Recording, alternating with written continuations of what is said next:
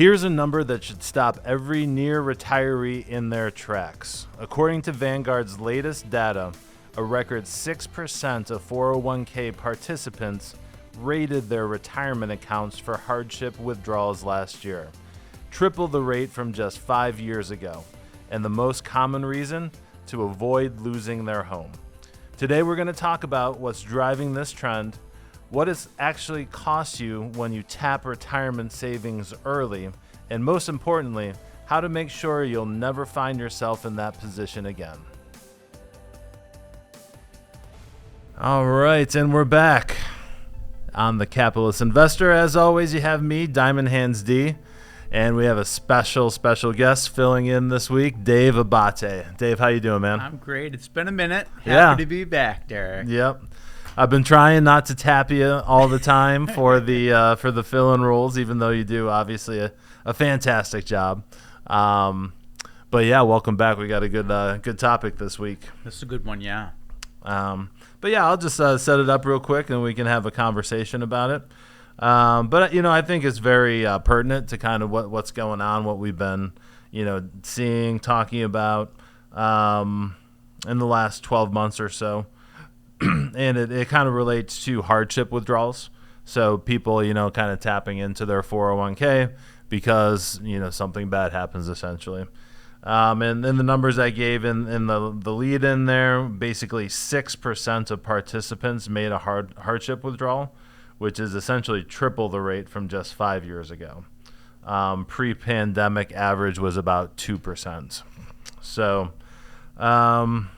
So yeah, Dave, what are kind of your initial thoughts on this one? It was kind of eye-opening to me. Yeah. I mean, it seems like a relatively low percent, but the rate of change, right? That's a huge change. And then, I guess for me, what it led to is thinking about the headlines where you see the averages are, average balances are hitting these all-time highs in these plans, but it's going back to statistics class, average and mean, Derek. what there's a huge discrepancy in if you line everyone up, the person right in the middle versus the people with the averages saying in terms of the higher end people leading the charge on and ballooning that number up. So right. It's really kind of shocking. Yep, for sure. And to add on to that, I think people are doing it more than once, which is a dangerous, slippery slope. Because once you kind of crack into it and see that's an avenue for yourself, it can lead to future problems. Yeah, and it kind of speaks to I think the K-shaped economy that we have out there, where if you look at the letter K and the shape of it, right, the people kind of at the top, things are going well, and maybe they can absorb some of these changes, the higher inflation, the increased prices at the pump. Yeah. If you go inside of the grocery store, you get a little sticker shock. Yeah, that's for sure. sure. To buy a loaf of bread. And then, those people, when you're kind of at that level, I'll kind of say making ends meet each month, just small changes can really have a huge ripple effect downstream and force you to make a move that's really, you really want to avoid it if you can. Yeah. Yeah, our Costco tracker, I was there this week. Flank steak, used to be a nice, low-cost alternative. You cook it right, it tastes pretty good.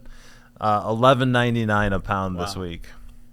So it's everything, it seems, across the board has just been creeping up. And when you shop at the same place like I do every single week, it's kind of easier to notice as prices go up. But yeah, it's this inflation that's been persisting for the past really since COVID is really kind of putting extra pressure on people's lifestyles. Yeah, Derek. I mean, when you see they spell out the top 3 reasons behind the withdrawals, right? Not getting foreclosed on your house seems right. pretty important. Medical and home repairs. These aren't kind of fluffy expenses. Exactly. So you see how tight people are kind of keeping their budget relative to the income. So it seems like a last resort move for a lot of folks. And the amount, I believe the article said something like $1,900 was the average withdrawal amount. Yep. These aren't like earth-shattering amounts, but it's showing you how close these numbers really are. Exactly. Yep, for sure. And kind of to wrap up this segment here, research shows that the median working age American has only about $1,000 saved for retirement, which is crazy to think about. Obviously, that averages in everybody, young and old, but $1,000 average is not good. Yeah, I back to the stats, like the median, the average, like it's hard to fathom. It doesn't seem like you're necessarily making that a high priority right at that point, but to the point where if you're going to lose your house or you have a medical problem or you need an emergency roof repair, like you might not have a choice in that. Yeah, for sure. So it's not just about what you're pulling money out for. It's also kind of what you're spending money on to be in a position to have to do that. So what does that do? Let's talk about taking money out of your 401k plan. What does that do to your retirement? Yeah, I'll kind of kick it off. It's obviously going to be a tax hit. So you can do like a 401k loan where you're essentially paying interest back to yourself. If you do the loan and pay it back, then you don't have to pay the taxes on it. But if you just do a straight hardship withdrawal, $10,000, that's just $10,000 added right on to your earned income for the year. That's right. And then Derek, sorry to cut you yeah, off, mm-hmm. but you got the tax, and then if you don't qualify for the exception, right. You're getting the early withdrawal penalty, 10%. So it really starts to add up and compound and snowball and turn maybe a small problem into a larger problem. Yep, for sure. And it's if you don't qualify for that hardship withdrawal, it's essentially one of the worst things that you can do for your retirement, because you're not only losing obviously what you're taking out, but you're losing the earnings on top of that, compounding over multiple periods. So it's not just necessarily the act of taking the money out, the potential to get penalized on it as well, but it's really going to slow down your retirement process. That's exactly that opportunity cost. Yep. The invisible pain of the move is the one that I think is the most detrimental one. Because $1,900, most people are like, oh, that's not going to make or break things, right? But like you said, you extrapolate that out, you index that out 10, 15, 20 years down the road, and it is a significant hit. Yep. And we're seeing that in top line numbers too. So Fidelity's reporting that average 401k balances fell 4% in the first quarter of 2026 compared to the prior quarter. So what that says to me is that we're pulling, we're stretching ourselves pretty thin. Maybe we spend a little bit too much at the end of the year, Christmas time, and then January hits, we got to pay all those bills, and now we're looking for hardship withdrawals. Yeah, that's exactly right. And one thought to mitigate things like this is to just try to make the damage less painful. Is if you are in this situation, it can be helpful to talk to your advisor, or someone you trust, to determine because it does matter what type of funds you're selling in that 401k at that point in time. Yep. To fund the withdrawal, because it is different. We talked about, the growth that you're leaving on the table. If you were to fund that from, say, a safe part in your 401k, the money market or fixed income, that has less growth potential than maybe selling out of the large cap growth part of the 401k. So being conscientious and tactical in terms of where you're funding that from, there are some ways to mitigate the damage. Yep, for sure. So, let's keep touching on these points, but for near retirees. So, obviously, if you're 25 and you switch jobs and you had $2,200 in your old 401k plan, and you take that out and you buy a Dodge Charger with it, that is not going to ruin your life forever, right? But if you're pulling out chunks of money, close to your retirement date, it's going to have a compounding problem, literally, because obviously right before you retire, that's when the balances will be the highest, and the compounding of growth is going to hit you the worst if you pull money out of that pot. That's exactly right. Just being mindful of where you are in the whole scheme of things as you kind of roll into that target retirement date. And that's where, I think a lot of our clients, when we meet with them, having that game plan mapped out helps just get more certainty on the outcome, and making sure the timing of these things make sense. Maybe we wait a couple years on the Dodge Charger, until it makes more sense and we're on a more solid ground. But that's the kind of decision that we like to help clients make informed decisions. Yep. We provide the information. You can then make an informed decision on path A or path B and see down the line what kind of consequence it has. Yeah, for sure. Excuse me. So yeah, I think these are kind of the same points, but it's obviously notable the rise in costs of things. So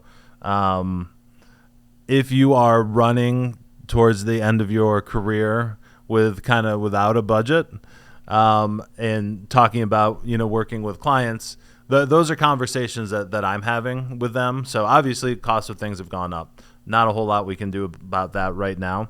But what we can do is review our financial plan, talk about the expenses. And then, I've had to do that quite a bit, even with, higher net worth clients, just because, one, we're not really keeping track of things or understanding kind of where things are going.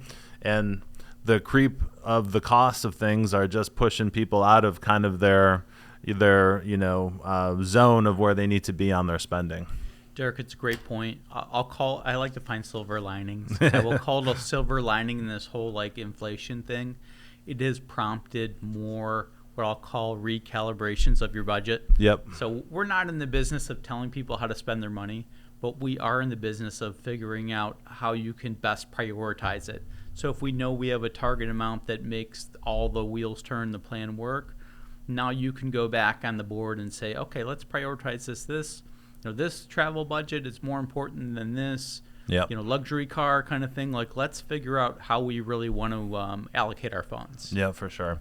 So yeah, we have that conversation all the time. Tony and I have joked around on prior episodes. Sometimes, we have clients.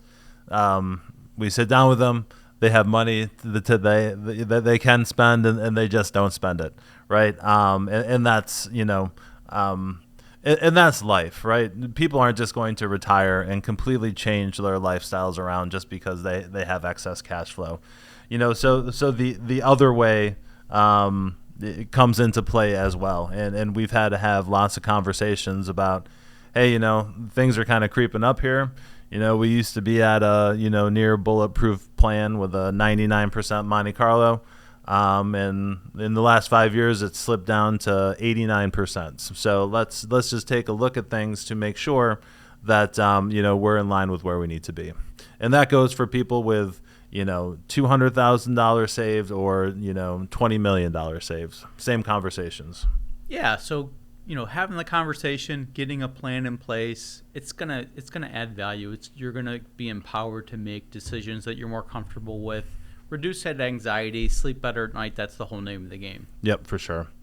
Kind of last segment here. I want to touch on something that I've been seeing online recently. I think it's with Dave Ramsey, actually. People questioning him a little bit, actually. And yeah, I apologize if I'm getting it wrong. I'm just going off of clips I'm seeing. But he says something about making sure you have like $1,000 saved for your emergency fund. And it's not necessarily that simple. And I think these days with inflation, how it is, and hopefully it's going to get back down into line. The last 3 to 6 months have really been caused on energy prices. So hopefully we're past that now. But the point is, everyone needs to have an emergency reserve that's kind of right sized for them. You don't need to get, unlimited money into that emergency fund. But we always recommend about 3 to 6 months worth of expenses, which is a lot more than $1,000 for some people. And I think that is huge. You have to have that now. And especially if you're a homeowner, stuff breaks all the time. It's big ticket items that you have to fix. So making sure you have a true emergency fund that's kind of thought out a little bit, I think is probably one of the most important points we can highlight here in this last section. Yeah, and I look at it as just liquidity. Mm-hmm. So it can come in a lot of different forms. What it basically boils down to is a painless or less painful way for you to access money very quickly. Yep. Right. So it can be funded a portion of it from literally the brick and mortar bank account, right? A high yield savings account, something like that. Or, if you want to be more creative, like getting a home equity line in place can be a really good backstop, yep. right? Because just even if you don't need it right now, mm-hmm. having that ready to roll, that can give you further security of now I have equity in my home. I can draw against it. I can literally write a check against it whenever I need.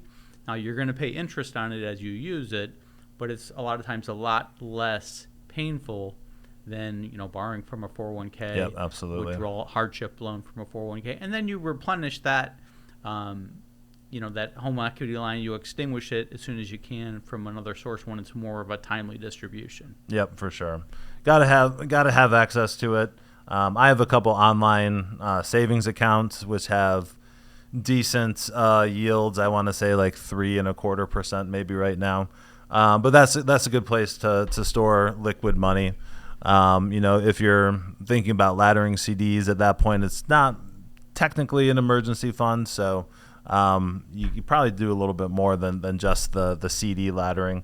But yeah, having that liquid, getting a little bit of interest in a high yield savings account, better helps prepare you than to have to take 401k hardship withdrawals. Yep. Sorry, Dave, I cut you off. Go ahead. No worries. And again, we encourage our clients come to us with these questions all the time. Yep. And I think it's one of the most common questions we get is an expense comes up, and where should we source it from? Right.